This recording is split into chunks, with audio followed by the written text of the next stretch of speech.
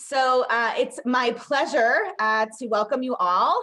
We find ourselves in the third decade of the Bernice and Seymour Nordenberg Memorial Scholar in Residence Program here at NSCI. And it's my pleasure really to welcome you all. This is our first, though, virtual Nordenberg Scholar. So there's a first for everything in this long-standing program. It's exciting to see how we can bring new ways to access knowledge and in many respects really expand that knowledge in ways we would have never been able to imagine even 7 months ago. So we are grateful, of course, to Mark and Linda, who established this incredible program for our congregation in honor of Bernice and Seymour's love of learning and commitment to community many, many years ago. And then when Bernice died in December of 2000, the program became an occasion upon which to remember and pay tribute to her. And it's now become an opportunity to remember Seymour as well. And of course, as we remember Seymour, we also remember Sylvia Wolfson, whose memory abides as a blessing. Since all of that spirit of gratitude, that I am so pleased to finally welcome Rabbi Rami Shapiro. We had hoped that Rabbi Rami would be with us many, many months ago back in the spring. And as the COVID-19 pandemic arrived, we sort of going back and forth and realized we would need to postpone this program, but are grateful to Rabbi Rami for being flexible and joining with us on Zoom. He's actually notably tech adept in all of the ways that his reach expands out across the world and has for a very long time. But we are just catching up in that regard. Rabbi Shapiro, or as you've heard me call him, Rabbi Rami, many call him this, holds a doctorate and is an award-winning author of over 36 books on religion, spirituality, and recovery. He co-directs the One River Foundation, which is an amazing organization. He's a contributing editor with Spirituality and Health magazine, and he hosts 2 podcasts, both of which are really neat, in addition to so much more. As a Jewish practitioner of perennial wisdom, Rabbi Shapiro is able to elevate the most compelling of Jewish teachings as vehicles to bring greater healing, restoration, and repair to individuals, communities, and the world. We are thrilled to have him with us today with a focus on why Judaism really matters. And he will be with us in a few weeks for another conversation on grace. And then we'll be delivering a sermon for our congregation a few weeks after that about disagreement. So this should be an interesting journey where we take together. And with no further ado, it's my pleasure to introduce you to Rabbi Rami Shapiro. Well, thank you, Rabbi Wendy. Good morning, everybody. So I hope everyone changed their clocks. So I guess you all did because you're here on time. But otherwise, maybe some people are going to come in an hour and go, what happened? They missed it. But I appreciate you having me. Mark and Linda, thank you for this. And I'm very much looking forward to this whole series. And I wanted to start out, well, actually, before I get into the presentation, let me tell you how it's going to work. I didn't know about not recording the Q&A. So if there's an issue about that, I'm not going to do any Q&A. Usually I do this more as a dialogue, but I won't do that. I'm going to take hopefully no more than 30 minutes to lay out my argument with slides, and Rabbi has the slides. She'll share her screen with you in a minute. So I'll take like 30 minutes, if I can do it in 30 minutes, and just run through these things. Then we'll open it up for conversation. I guess that won't be recorded so that we can flesh out what we're talking about. Rabbi, does that work okay? If that's okay, 2 thumbs up. All right, thank you. This whole notion of, why Judaism really matters became real to me a long time ago when I was in India. I've taught in India several times, 4 times, in different places. And one of the places was in 2010, maybe. It was the 150th anniversary of Swami Vivekananda, a very famous Hindu Swami. It was his birthday. And they brought in some speakers from around the world. There was the Dalai Lama came. I was there, and I don't remember anybody else because they don't really matter. So the question that was put to me for my presentation was why Judaism matters? What does Judaism bring to the world stage that Hinduism doesn't or Buddhism doesn't? And it's always challenging to do that kind of thing. But I think, and we'll go through it, I think what I'm going to say is true, that these aspects of Judaism that I'm focusing on are unique. At least Judaism emphasizes them more than other traditions do. So we'll see if you agree with that. We'll see if you agree with my whole presentation. And I'm more than happy to have you disagree, as long as you're willing to disagree vocally, so I can, learn something. All right, so Rabbi, can you put the slides up there? All right, so we don't need that one. There we go. So why Judaism really matters, I think we really have to change it, even though I posed the question. I think if we say, when does Judaism really matter? I think that's more apropos. We could say why Judaism matters, because it's Judaism's potential to heal the world. That is not unique to Judaism, but it used to be. As Jews became more involved in the world's religion, especially like Buddhism and Hinduism, Jews brought the Jewish penchant, the Jewish passion for tikkun olam, for healing the world, to these other religions. So that, in Buddhism, it was really a very monkish tradition originally. But as Jews got more involved, they brought the concern for the world into Buddhism. And so you have the Buddhist Peace Fellowship, which I think was founded by a Zen master he's deceased now, who was Jewish, Bernie Glassman. So Judaism has this unique focus on tikkun olam. I'm not going to do a lot with that, because you've probably heard of that a million times. And the danger of that, which we can talk about at some point, is that when we define, especially in a liberal Jewish context, when we define tikkun olam, we define it as liberal values in general, and then it's hard to tell the difference between Judaism and just liberal American values. And a lot of Jews give up on Judaism, but they say, oh no, I'm really Jewish because I have these values, and that's why I'm involved in one social justice program or another. Judaism matters when it works for that healing. So it's not just enough that we have this idea or this ideal, but Judaism can be seen as a path to healing the world. This week's Torah portion happens to be Lech Lecha. I didn't know that when I put the slides together, but it just is coincidental. But here's the portion of Lech Lecha from the Torah that is applicable to what we're talking about.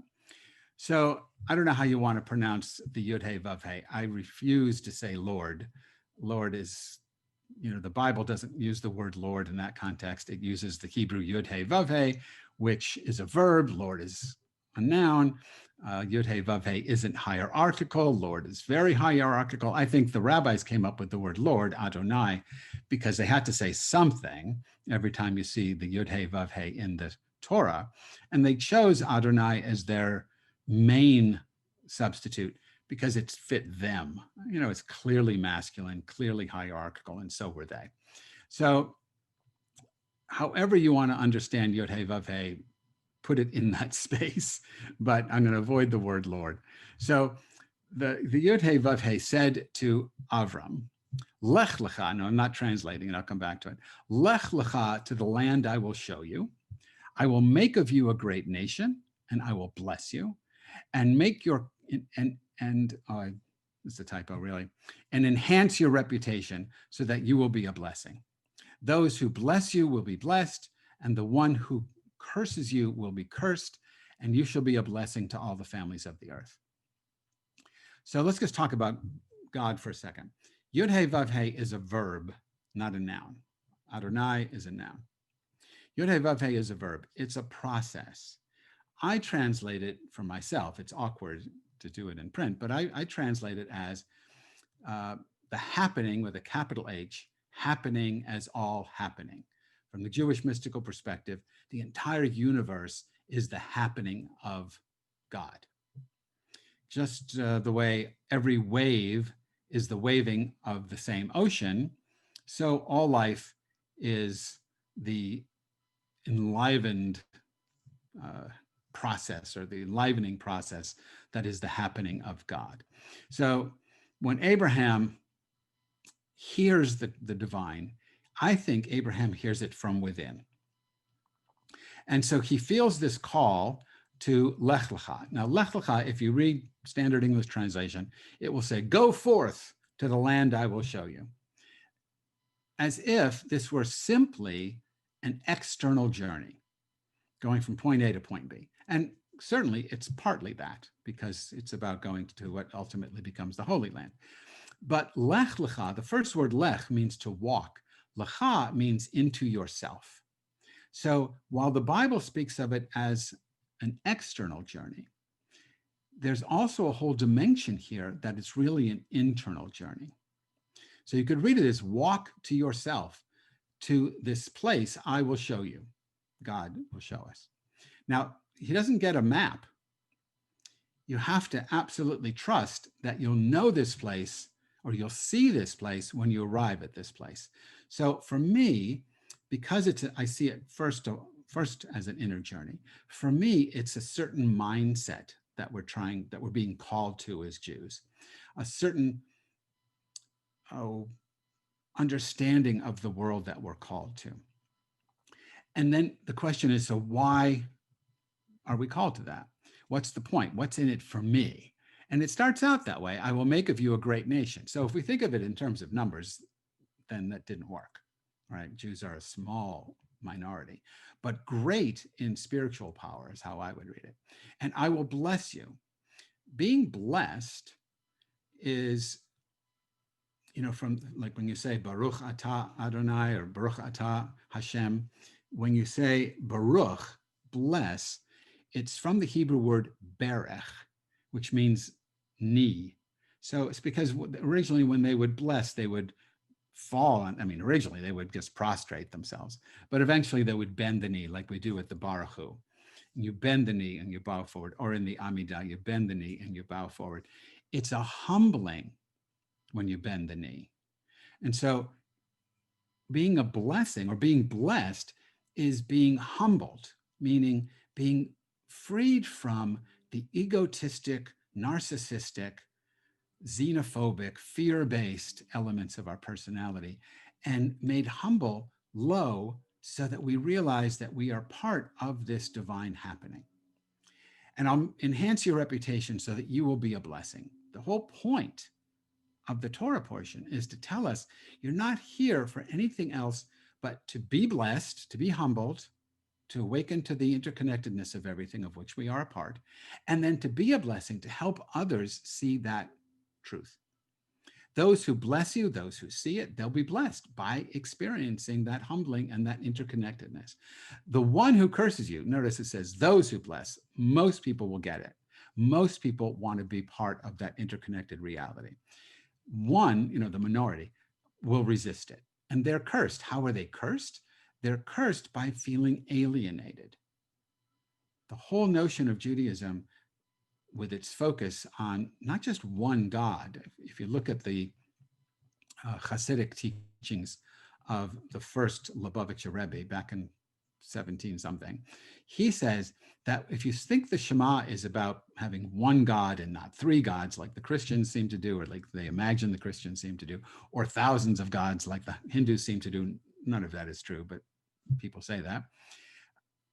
If you think it's numeric, the Alter Rebbe says, then why do you have to say it over and over again all day long? It's silly. You get it. One, not two, one, not three. You shouldn't have to repeat it. He says the reason you repeat it is because it's not about numerical quantity. There's one God. It's about oneness. That when you say the Shema, you're saying that our God is oneness itself. The process that is happening is all happening is a singular process. So you're cursed when you're alienated from that oneness. You're blessed when you're integrated, or you realize you're integrated into it. And then the last line is the key line. And you shall be a blessing to all the families of the earth. Now, there's different ways of translating it, but I like this one because it says to me, this is the reason I'm Jewish. I'm not, so someone says, why are you Jewish? And you say, well, I was born Jewish, so I do Jewish things. That's just circular reasoning. That doesn't speak to me at all. But if you ask me, why am I Jewish? I'm Jewish because Judaism gives me this path to be a blessing to all the families of the earth, to engage with other people in such a way as to bring justice, to bring mercy, to bring compassion. We have a whole list we'll get to. Judaism is calling me to be that kind of person, a mensch, but I'm going to give you another word for that later. To be a mensch and to help other people find that same wisdom, that same menschlichkeit.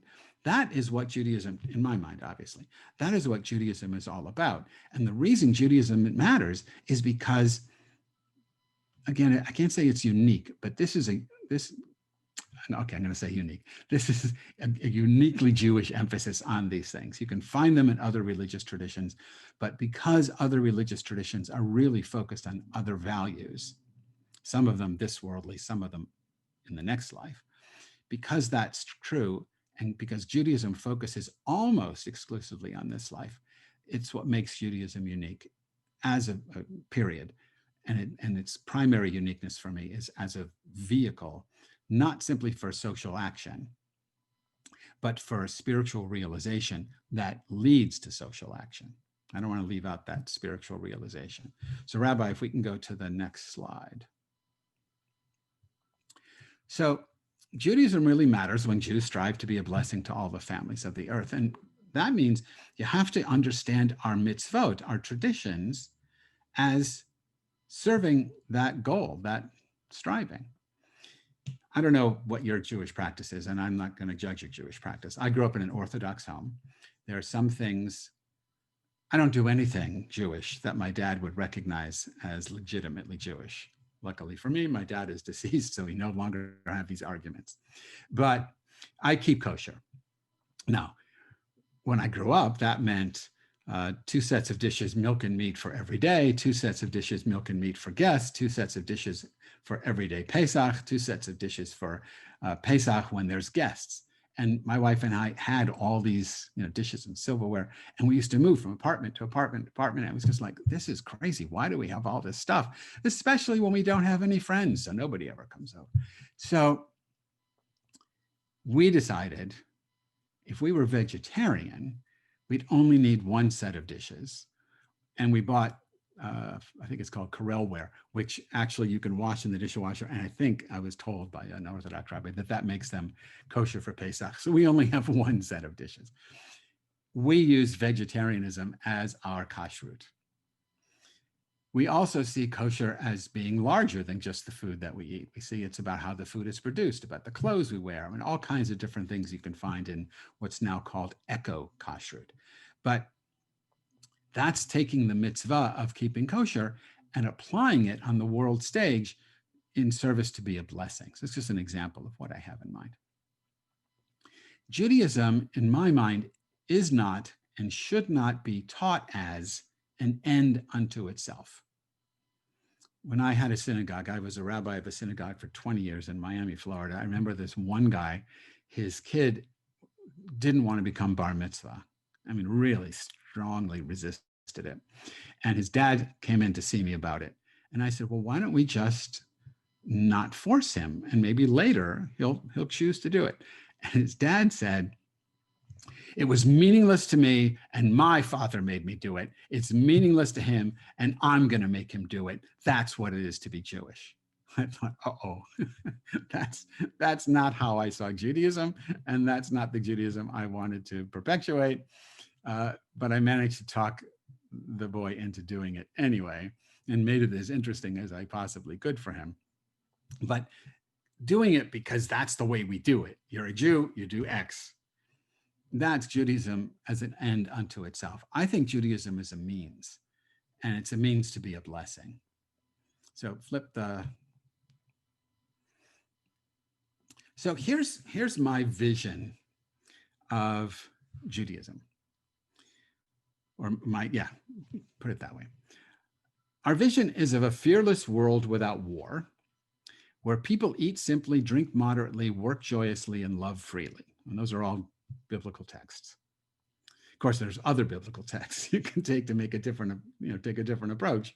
That's also being Jewish, but this is my approach. Our mission as Jews is to be a blessing to all the families of the earth, which I just went through. And now this one I think is so powerful. Our texts, teachings, and traditions are filtered through Hillel's golden rule. What is hateful to you, do not do to another. That's the entire Torah. Everything else is commentary. Now go study it. Now, when I was taught this, both as a kid, but also in rabbinical school, the emphasis was on the commentary. Go study the commentary, which meant study the Bible, study the Talmud, study all the Jewish texts. But this is way more radical than that. First of all, the context, which you probably already know.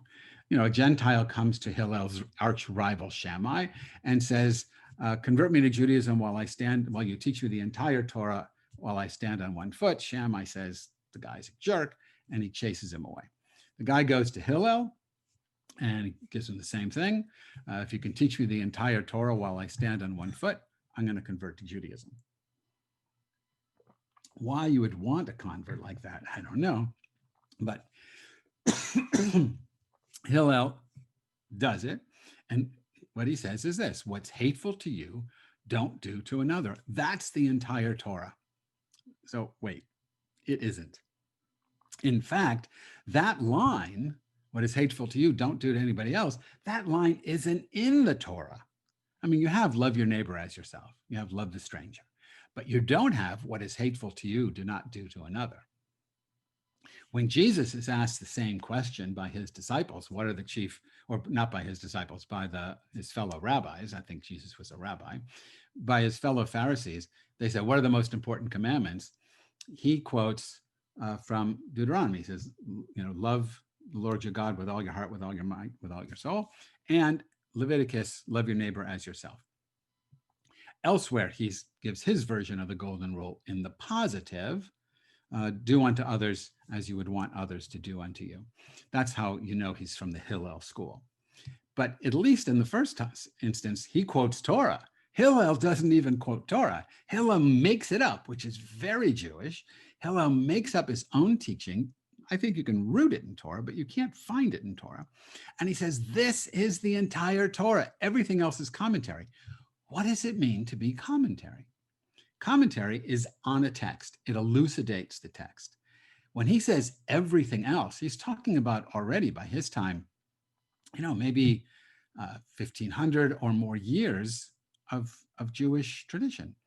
So he's saying everything that we say is Jewish is commentary on the what will ultimately be called the golden rule. Everything is commentary on the golden rule. So when you're studying Torah, if your study doesn't lead you back to the golden rule, if your parsha, your section of the Torah you're looking at, doesn't expand your capacity to understand and live the golden rule, it's not Jewish. You've misread it. If your prayers don't expand the golden rule, if your other Jewish studies are not aimed at expanding, elucidating, and making more real in our lives the golden rule, he's saying, then it's not Torah. It's not authentic. Now that's really chutzpahdik, but that's the implication.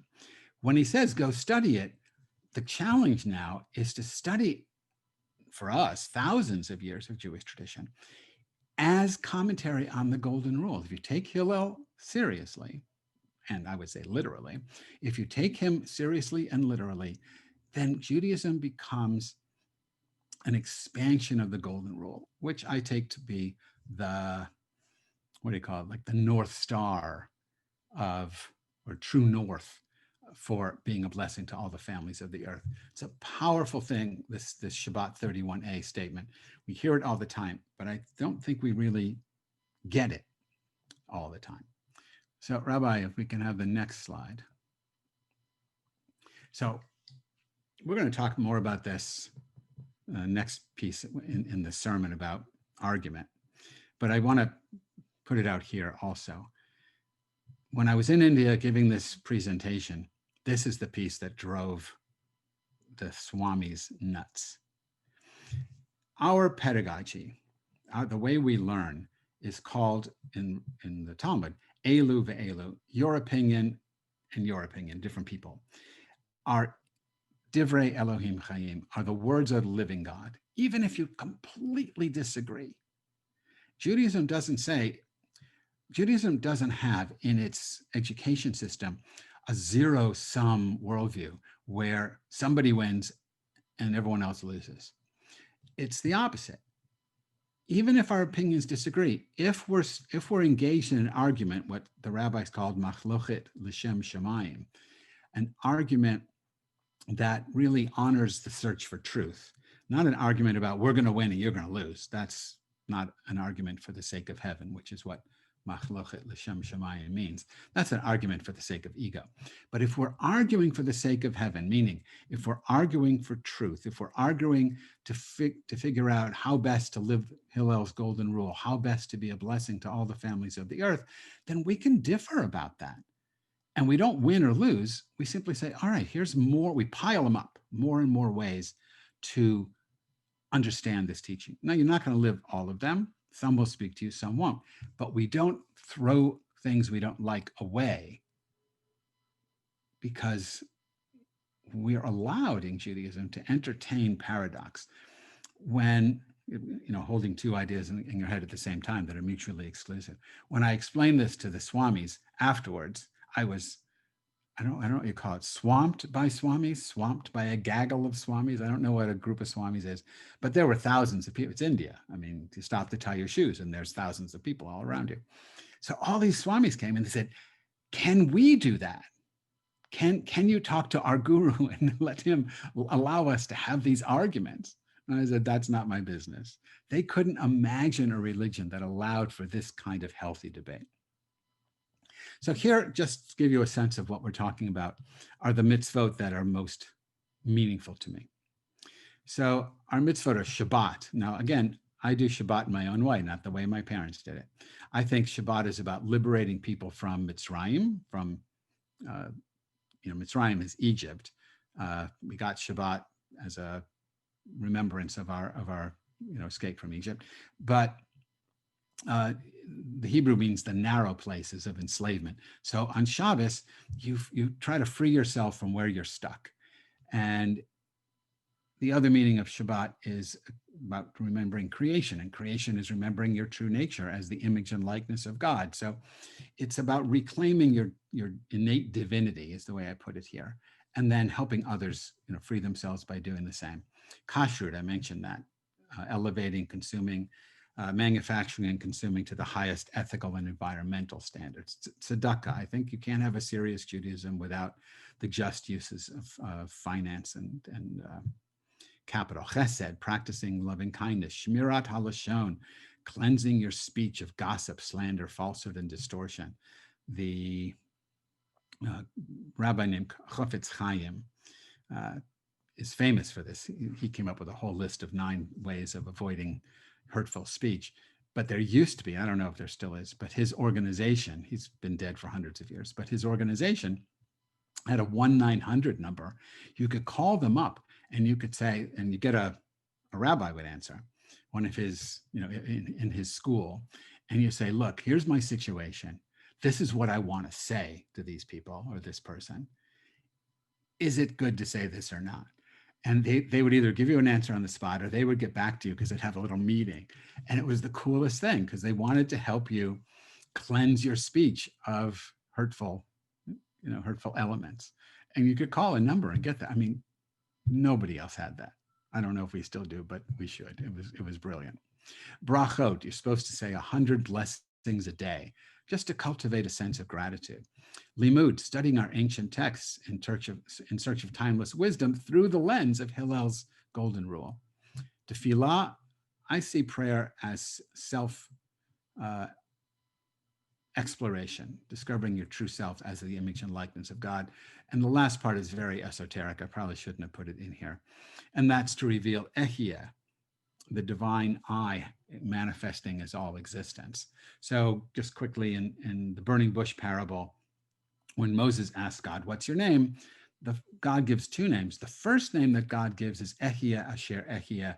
Tell the people Ehia sent you. Ehia is the first person future imperfect tense of the word I. So I am is what most Bibles say, or I will be what I will be, or I am what I am. I think a better translation is, but it's very awkward in English, would be I apostrophe ing. Ehia is like the eyeing of the universe. Then God says, wait, don't tell the people that. They won't understand the thing you're saying. That's when God gives Moses the name Yod He Vav He, which is the same, it's still first person, but now it's the third person of the same verb. It's like if I'm riding a bicycle in your neighborhood and you're wandering around with some friends and you see me and go, oh, look, there's Rami riding a bicycle. If you stop me and say, what are you doing? I don't say, oh, Rami is riding a bicycle. I say, I'm riding a bicycle. So when you're viewing God as other, then Yud He Vav He makes sense. God is the happening is all the things around me. When I realize that I'm also part of that happening, then you can say, Ehia, that I am this happening. Of course, not all of the happening, but an expression of the happening. Just like no one wave is all of the ocean that waves it, but the ocean is all of every wave that it waves. So you are not all of God, but God is all of you. But like I said, that gets pretty esoteric. We can talk about that later. Let's switch over to the next slide. So if you're going to live the golden rule, Judaism offers us 13 attributes for doing so. These are called by different names. In my book on these, I call them the 13 attributes of loving kindness. Some people call them attributes of compassion, attributes of godliness. There's lots of labels for them, and there's lots of interpretations of the text. But this is how I understand them. The first two are controversial. The rest are pretty straightforward.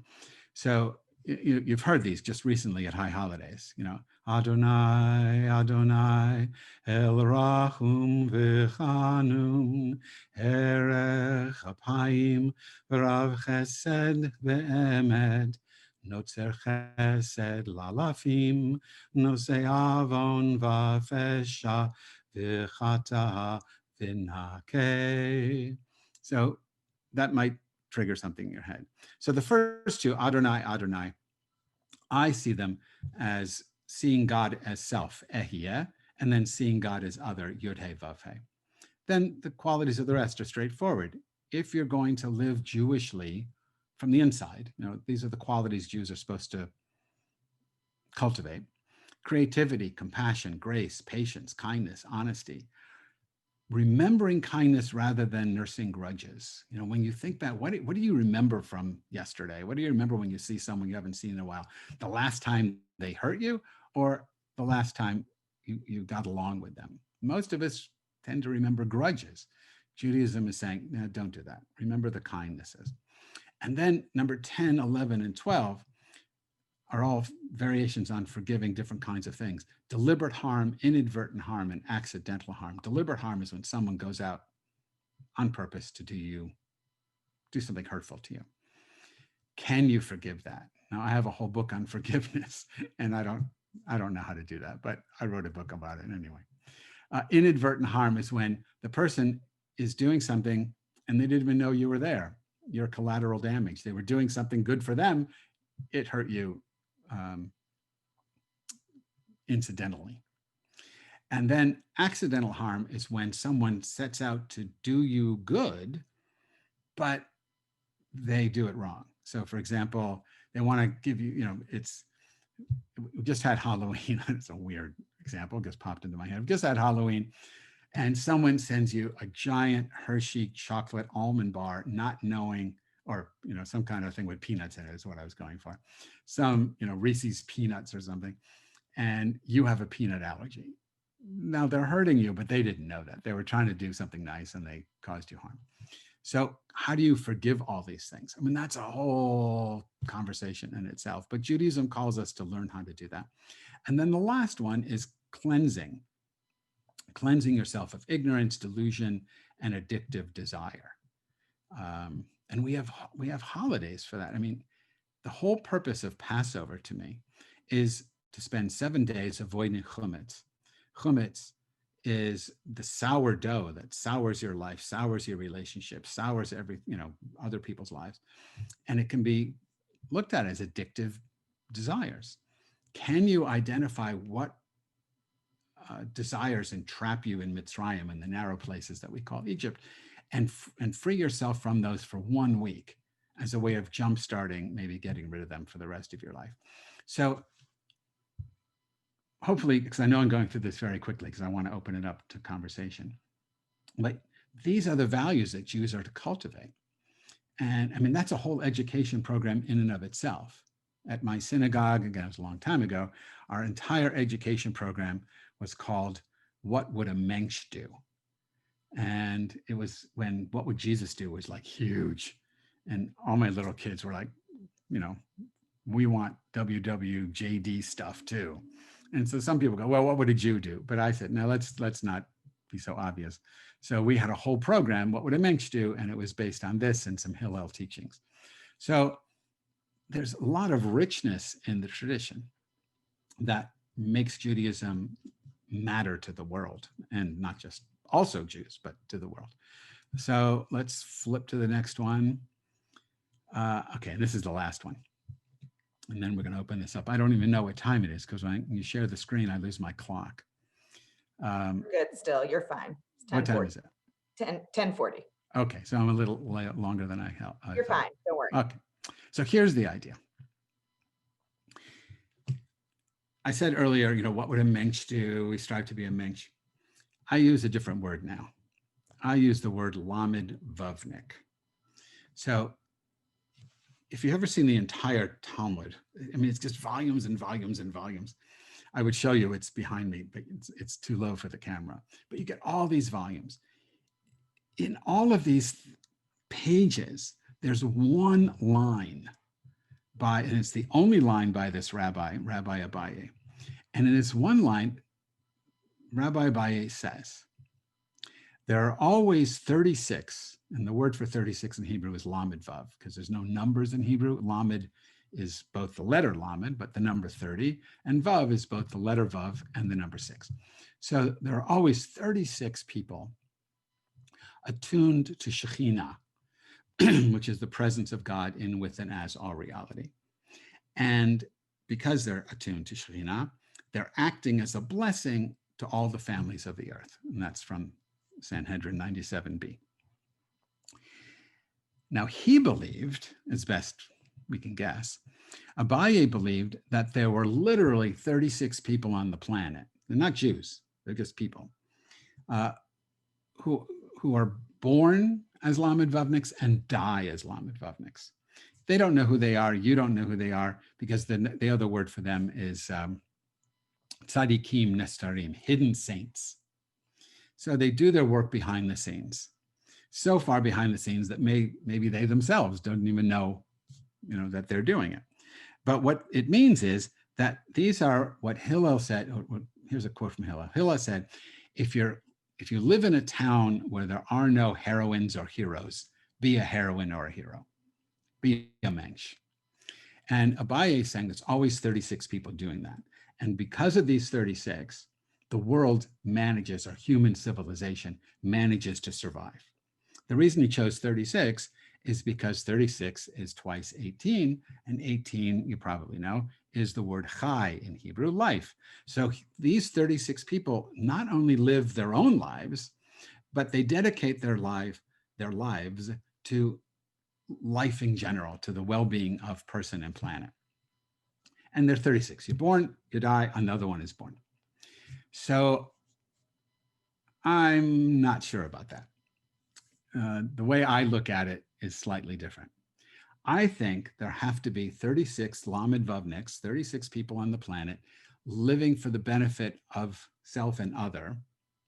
Hillel's statement, if I'm not for myself, who will be for me? If I'm only for myself, what am I? If not now, when? So there are these now moments when you have to be for self and other. And at any given now, there are at least 36 people doing that. And the next moment, those 36 people could just go back to sleep and not, be doing something else, but someone else steps in. So there's always 36, but unlike Abaye, what we think Abaye taught, they're not the same 36 from birth to death. People are stepping in and stepping out of being a Lamed Vavnik. Judaism, well, before I say this, you can look at something like Buddhism. The ideal in early Buddhism is called an arhat, a monk or a nun, a renunciate, leaves the community. Hillel says, Al tifrosh min hatzibur, never leave the community, never abandon the people. Stay and try to be a heroine or a hero. In later Buddhism, the ideal is the bodhisattva, who does stay with the community and teaches wisdom. Judaism, the ideal is the Lamed Vavnik, as I'm understanding it. This is what it is ultimately. And your holidays and your traditions and your study, everything, what Hillel called the entire Torah, should be read in such a way as to help you become a Lamed Vavnik when that moment arises, because you can't, I don't know how you'd pull it off an entire lifetime. But there'll be moments when you could step into that place if you're ready to do so. So the last line of all the slides, 36 lessons for becoming a Lamed Vav. So here's what I'm offering. No cost, right? I've created a program to help you cultivate the skills of becoming a Lamed Vavnik. It's 36 days, but we're off on Shabbos, so it goes several weeks. Every day you get an email. In the email is a little explanation about another aspect of being a Lamed Vavnik and an exercise to try that day. At the end of the 36 days, you are a certified Lamed Vavnik. Certified by whom? No, just by you and I. We just can say, no, you did it. But it's an interesting program. Hundreds of people have gone through it. All I need, if you're interested in doing it, is for Rabbi to send, let her know if you're interested, or email me. We put together a list of emails, and then someone who works for us, works for me, will put it together, and you'll get daily emails if you're interested in exploring this for yourself. I also have a program on the 13 attributes of God, or of compassion, love and kindness, however you want to understand it. But that one is more difficult to send out. So we'll start with the 36 lessons for becoming a Lamed Vavnik. All right, so that's why Judaism matters. Judaism is not important because it makes Jews Jewish. I'm not about continuity, I'm about transformation. Judaism matters because it is a path for Jews to become Lamed Vavniks and to transform the world with compassion and justice. Great. So let me pose this to you by way of either opening a door or closing it temporarily until we meet again in a few weeks, which is, I'm trying to think of the right way to phrase this. What would you say the particular Jewish wisdom is or a few pieces of particular Jewish wisdom for us humans, us Jews, or people who love Jews who are sitting with you today, who are living in a country, living amongst a people which feels more divided than it has ever felt to us. I'm not sure if it truly is more divided than it's ever been, but I think there is a pervasive sense that it certainly feels that way, who are likely, no matter what side they see themselves or sit themselves on, fearful for what is to come on November 3rd and then what follows. What Jewish wisdom would you invite us to draw upon to support a navigation of healing, return, and repair? Wow, great question. So I should turn it back and you should answer it, but no. I want you to answer it. So I would go to the teaching of Reb Nachman of Bratslav. So Reb Nachman is the great-grandson of the Baal Shem Tov, the founder of Hasidism. And Nachman has this brilliant commentary on love your neighbor as yourself. So in the Torah doesn't have any vowels. When you get a printed Bible, it puts the Nikudot in, puts the vowels in, the dots and all that stuff. So you know how to pronounce the words.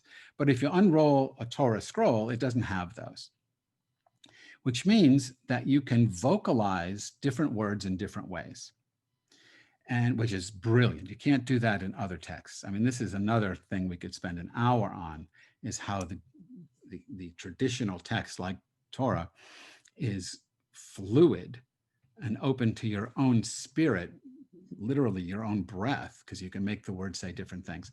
So Nachman said, because it says, V'ahavta l're'echa kamocha. V'ahavta, and you shall love, l're'echa, your neighbor, kamocha, like yourself. He said, don't pronounce it re'echa, pronounce it ra'echa. And that translates as, love your evil as yourself. And he goes on to say that loving your neighbor first requires, so the idea is that your neighbor is the other, right? So loving your neighbor first requires you to accept your own, now he wouldn't use this terminology, this is Jungian, but your own shadow side. Face your own dark side, face your fear, face your aggression, face your capacity to otherize people, to make them the bad guy. Recognize that you have that capacity, own that capacity, and pull it back. Don't do it. When you can own your own dark side, you can see, which immediately means own your own fear, you can see the fear in the other person. And when you see the fear in the other person, you can treat that person with compassion. So Nachman then has a practice. I'll leave you with a practice, because if it doesn't have a practice, it's just words. So Nachman said that you should practice reciting the word or phrase, however you want to understand it, ha-rachaman. So the compassionate one, ha-rachaman.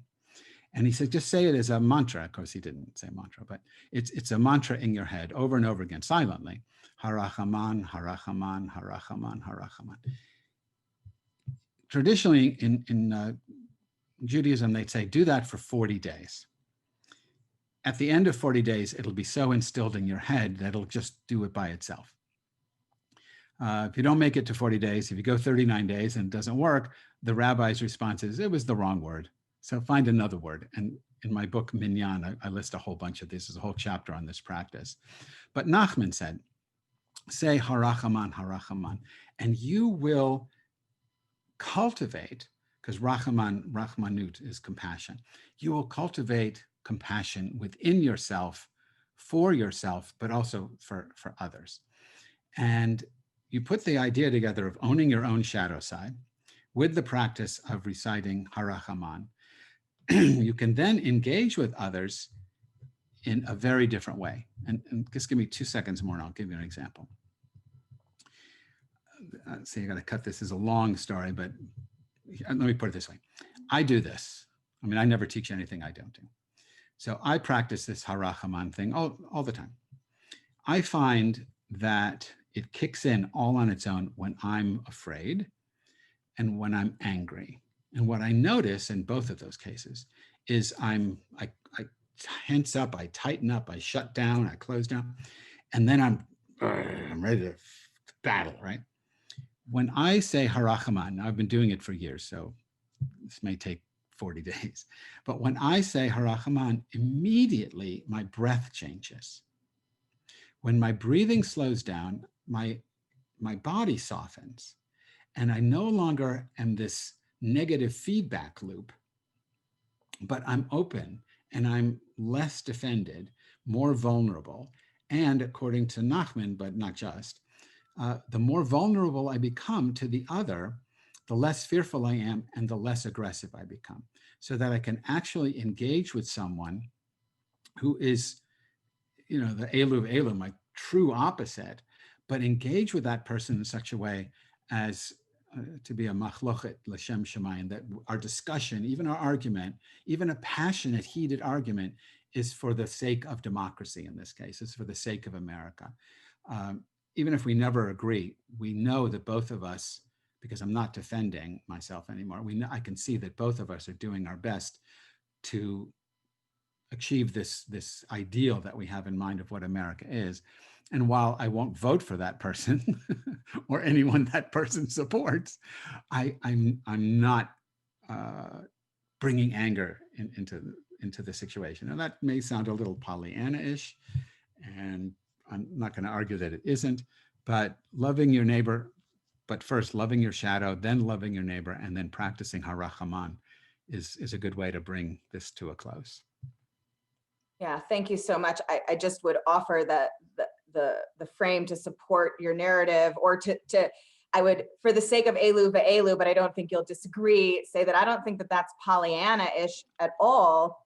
You know, the way our brains work is by constant exposure, and that's how we change and grow.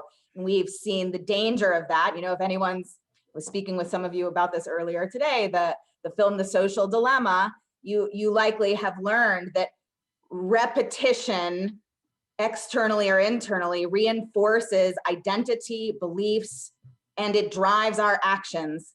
And we can choose, you know, we have a limited ability to navigate that, except when we apply a practice to ourselves of willful repetition of a value, a posture, a proactive approach. And maybe that's how we do best manifest that we still have free will in this world. So that idea of, gosh, if what it takes is a practice of harachaman for 40 days, and we actually see that it then transforms the way we see, you know, that's pretty powerful wisdom, I think.